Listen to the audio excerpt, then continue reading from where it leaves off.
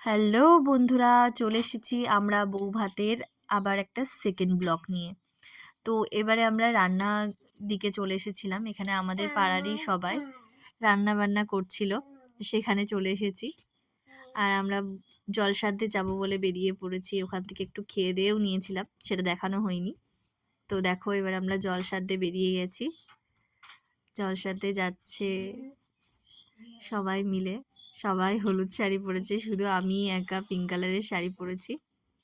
তো এই দেখো, আমি আর আমার যা আর আমার ননদ যাচ্ছি জল সাধতে, ননদের বিয়ের।